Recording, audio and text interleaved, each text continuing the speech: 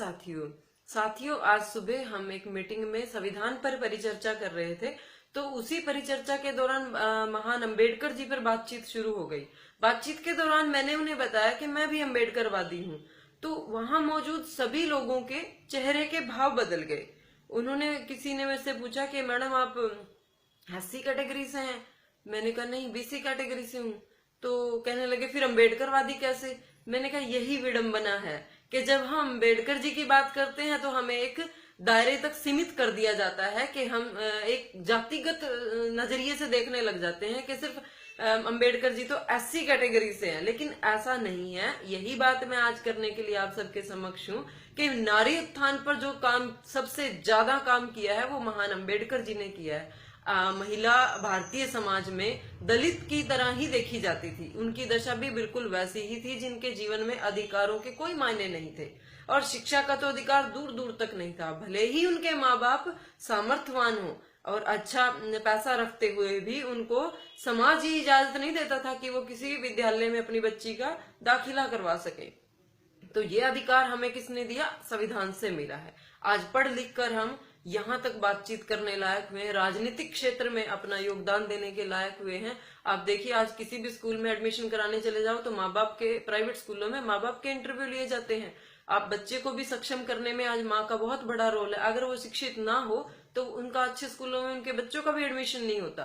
तो क्या होता आज भारत का दृश्य क्या होता? आप देखिए विदेशों में आज हमारी कल्पना चावला को ही देख लीजिए अपने करनाल से कि वो पढ़ी लिखी तो अमेरिका से वो अंतरिक्ष में गई और कितना बड़ा नाम है उनका। तो आप वहां तक की कीर्ति कैसे प्राप्त करते? आज आपका क्या स्थान होता जो आप विश्व गुरु की बात करते हो? और संविधान अगर महिला का उत्थान ना करता तो आज हमारा विश्व में क्या स्थान होता? भारत की आधी जनसंख्या तो निरक्षर रह जाती।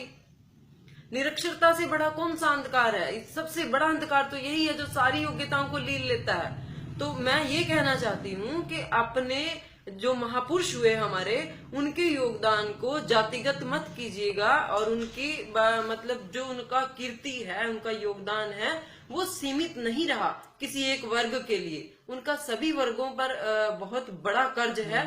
महिला को देख लीजिए आप, आज संविधान को ताक पे रख के महिला का मंदिर में जाना भी वर्जित कर दिया। सबरीमाला का आजकल आप जिक्र सुन ही रहे होंगे।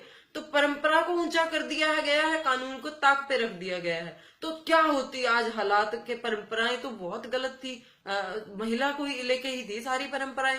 तो कम से कम संविधान ने उन परंपराओं से ऊपर उठने के लिए हमें एक राइट्स तो दिए कि हम अपने लिए आवाज उठा सके। अच्छा, अगर नारी उत्थान की बात की जाए तो संविधान से मिलने वाले सभी अधिकारों का तो फायदा हम अन्य वर्ग की औरतों ने ही उठाया है। दलित महिला तो आज भी सभी अधिकारों से वंचित ही है। कानूनी अधिकार ले लीजिए, शिक्षा का अधिकार ले लीजिए, वो तो इन क्षेत्रों में कहीं आगे हैं ही नहीं। और जो अचीवर्स हैं महिलाएं, जैसे इंदिरा गांधी लगा लीजिए या कल्पना चावला लगा लीजिए, या आज बहुत बड़ी बड़ी कंपनियों की सीईओ जो औरतें बन चुकी हैं, वो कोई दलित महिला नहीं है। बड़ा दुख होता है ये सुनकर जब लोग कहते हैं कि बाबा साहब तो दलित थे, एससी थे, बस एससी नेता थे। लेकिन जो उन्होंने किया, जो उन्होंने महिलाओं के लिए किया या समाज के लिए किया, उसका सारा बेनिफिट्स तो बाकी सभी उठा रहे हैं और उनका वर्ग तो आज भी वहीं का वहीं खड़ा है।